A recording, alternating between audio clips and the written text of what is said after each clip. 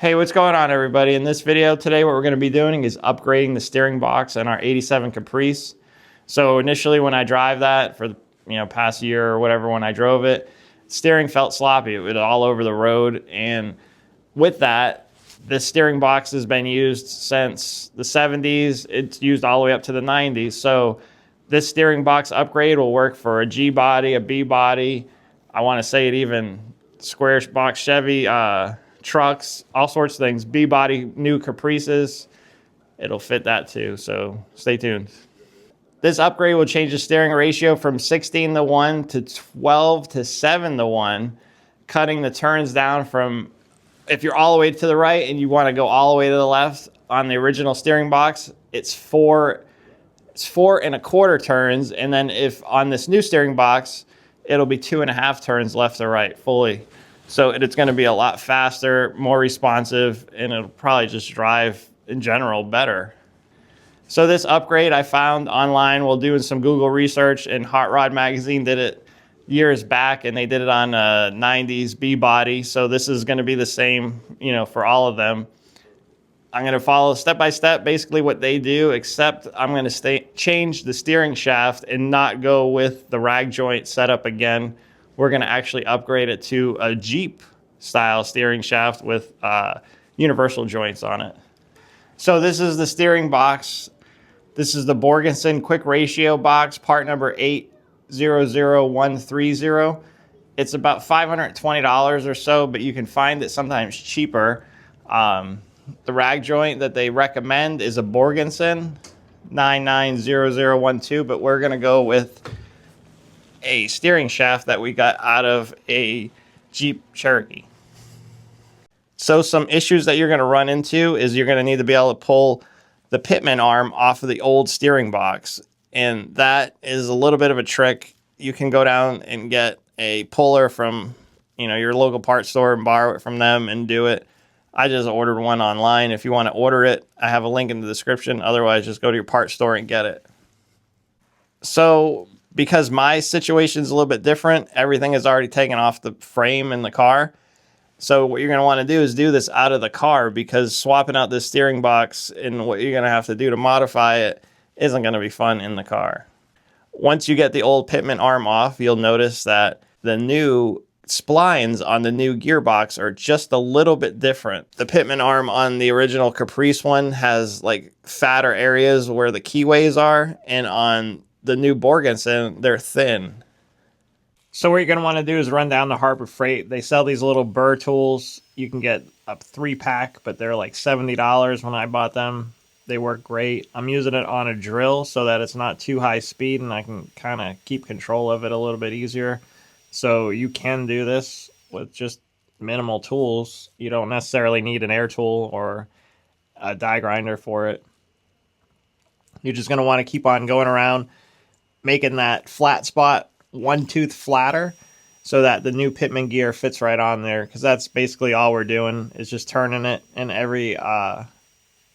there's 4 of them on there, and we're just going to grind out 4 teeth all to one side. So if you're like grinding out this tooth to the right side, the next one you want to do the right side, the next one the right side, otherwise it'll be off. But just pay attention to what you're doing. Once you've got these 2 pieces in hand, you'll see exactly what I'm talking about.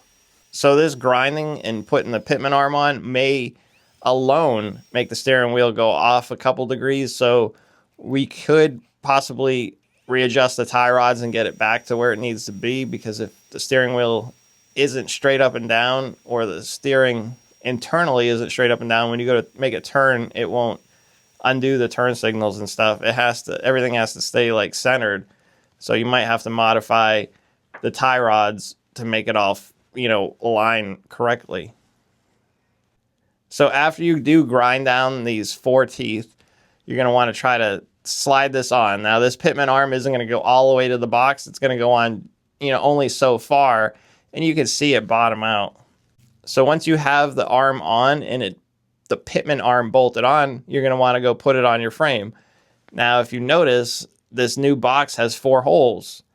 You can just leave the 1 hole. It's not going to be used. We're going to use the same 3 original holes that the original gearbox used, and this 1 hole will just be kind of floating in the air. I mean, you could cut it off, but it's not even a big deal at all. We're going to use the original bolts that held this factory gearbox to the frame to put the new gearbox on.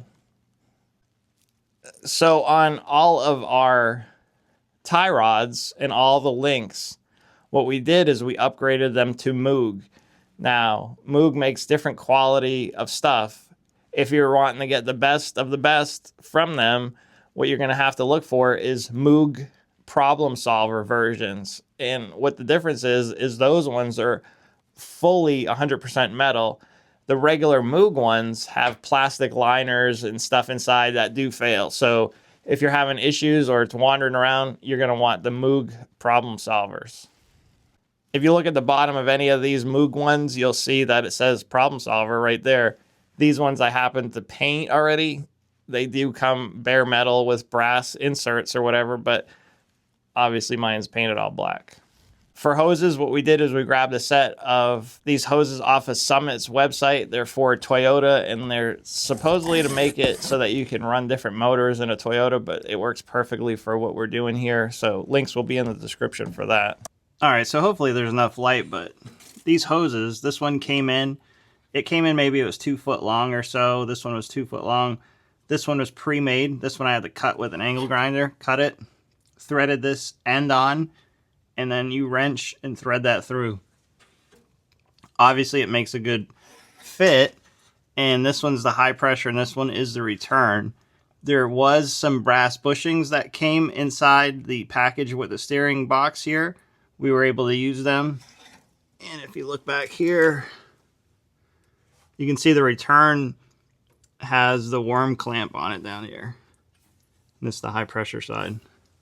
I was able to use just the factory power steering box, which is nice. Okay, on the factory Caprice steering shaft, this part is, it has a rag joint and this big plastic cover. So I wanted to upgrade that because that makes it kind of sloppy itself. So what I did is I ended up getting an 84 through 94 Jeep Grand Cherokee or Comanche steering shaft, and it's the same size and everything, so you're able to just bolt it straight on. No modifications needed. If anything is off a little bit, you can always change the tie rods to make it work. So after you get everything installed, what you're going to want to do is jack the car up so the front wheels are off the ground. Fill up your power steering fluid, top it off, and then you're going to have somebody inside the car turn the wheels left and right until all the air bubbles come out, and checking the fluid periodically while doing that. So start it up, turn it, and it should be all fine. If you have any questions about this install, just leave them in the comments and I'll try to answer them for you. It's not really that difficult, and it's a big improvement, so I think it'll be a good one if you're thinking about doing this upgrade. If this video helped you, please like and subscribe. Next time, I think we're going to do is we're going to get the hydraulics started. Maybe we'll start installing them.